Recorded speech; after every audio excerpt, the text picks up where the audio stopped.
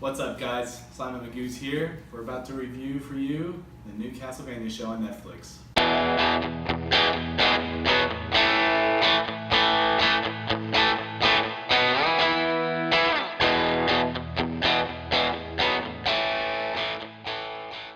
As always, I'm Schmook. I'm Chris. And I'm Josh. Alright, so Castlevania just went on Netflix and it's actually pretty damn good. Chris, Awesome. your thoughts? Basically, as a fan of the original NES games and the Super Nintendo game and all of, I haven't played any of the PS2 games or the DS games, but I definitely love the Castlevania series. Konami has made one of the best game series of all times with Castlevania, and it is the show that definitely nails it. It is basically so what Warren Ellis said, who's the creator. He took inspiration from the Hammer horror films from the 50s, 60s, and 70s with Christopher Lee and Peter Cushing, which set the tone for gothic horror when it comes to all the Universal monsters. They did their own thing with the gore and the violence and to set the tone and up the cleavage and all that kind of stuff. And basically, this is Hammer horror meets Game of Thrones because it is off the charts. It is just so great, and I really think it takes inspiration from anime and just gothic horror from the Hammer horror films in general. It is awesome, and it is off the charts. And definitely, I think, as a side note, I think Universal should take notes from this, honestly, for the new Dark Universe. That's just my opinion, honestly. Okay. Josh, thoughts? Well, honestly, coming in as someone who hasn't really played much of the Castlevania games, it's really easy for someone to watch. You don't have to really know anything about it. I thought everything from the beginning to the end was really interesting. Yeah. Honestly, there's not really much more to say other than it was fucking great. And you've been playing the Castlevania games now. It's gotten you into it. Yeah. That's one thing that this series does is it gets you like, wow, this game series is awesome. I want to play it now. Like, Yeah, for sure. Like, I've never played any of the games and it's really cool. It's badass. Like, what it is. Yeah, keep going. Just I love all the action in it for sure. Especially Trevor's like an awesome character for sure. He's gonna come out as a fan favorite. Dracula is badass. I wish he was in it more. That's one of my only downsides to it. But I can tell he's gonna be in a lot more seasons to come. Yeah. Because he's obviously a huge role in this universe because he's fucking Dracula. He's the final boss. Exactly. And honestly, all the characters were really cool. And again, Trevor is my dude. Yeah, definitely.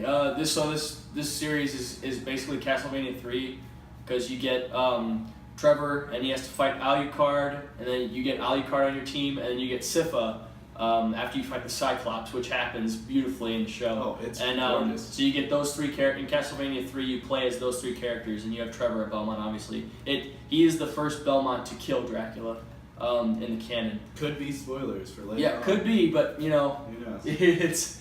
It's based off of a game, so you know what happens. But they could take their own spin on it. You never know. Okay. And I know the one complaint, we should talk about the complaint. The one complaint is that fans say that there's not any of the scores from the games in it. And as fans, we would probably like to see Bloody Tears or Vampire Killer at some point. Yeah. And to be honest, like watching it, I didn't really see a problem with the music. No, the music's awesome. The music's good. It's like synth. It's great. It's just that's the one little itsy bitsy thing that like fans want. I agree with them. Like Again, one of my gripes is just I feel like as much as I love Trevor, I feel like we should explore more characters. Because we get barely any Dracula, and especially the very beginning. With what happens with his wife and whatnot. It's just so sudden. It's sudden, and there's not enough development for you to care. It's just instant. Yeah. But it's just beautiful. It's still beautiful. God. Everything with the demons coming from the sky was fucking awesome. It's raining blood, and it's done beautifully. The demon fetuses fought. Like, that was like, oh my god, what is going on? And then it was creepy. Yeah, the demon had a little dude in his mouth. A little baby, that was robbed the cradle. Yeah.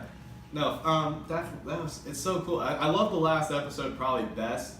Oh yeah. Just because I love the fight between Trevor and like all the demons and whatnot, and Alucard.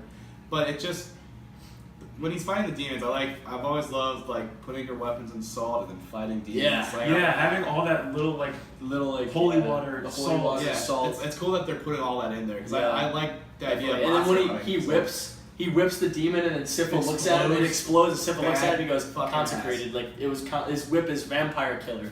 That's what it's called. It's consecrated by the church. His whip is really cool. It's awesome. awesome. One of my favorite scenes in the show is probably in my least favorite episode, but it's when he fights priests in that episode in an alleyway to save the Seeker. Yeah, and it's just really cool how it's done. takes a guy's eye out with a whip and a finger from another guy. That got a verbal reaction from me. That looked painful. Yeah, I was like, holy shit. But yeah, overall, great show. Awesome. Great story, great characters, and overall, I'd give it probably a 4 out of 5 slaps. Definitely. I give it a 4.7. Really? Yeah. It's definitely up there for me. I would agree with Chris. But just a little thing to add at the end. I really loved how relentless it was because I know we talked about the baby, but did you see the dead child at the beginning of the first episode? Yes. And his body's just cut in half, his eyeballs sticking out. Yes. Like, so one thing when I saw this trailer is I knew it was gonna be gory, but I was afraid that it wouldn't be gory enough, and was not disappointed by any means. No, it was very gory.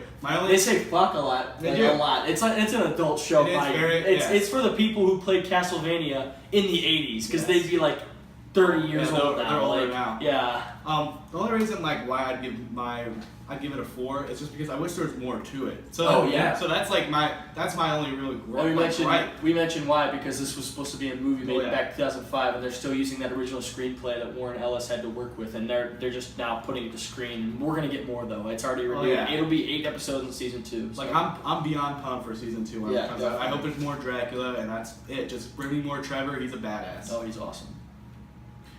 Yeah, I mean, like Shmook said, it's really short. I wish they could have did more with Dracula at the beginning, more of the relationship between him and Lisa. Yeah.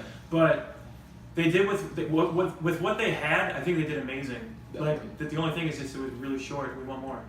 Do you have a final score or just? I mean, I agree with Chris, like 4.7, somewhere around there. Awesome. Well, that was our review over the first season of Castlevania, a Netflix original series. Definitely check it out if you have not. Sorry if we spoiled it a little bit, but I mean, you should watch it. It's only an hour and a half long, roughly. Because there's only 4 episodes, each honestly, 22 minutes. If you have Netflix, you don't have an excuse. Like it's just so great, and it's an hour and 20 minutes. For sure, definitely watch it.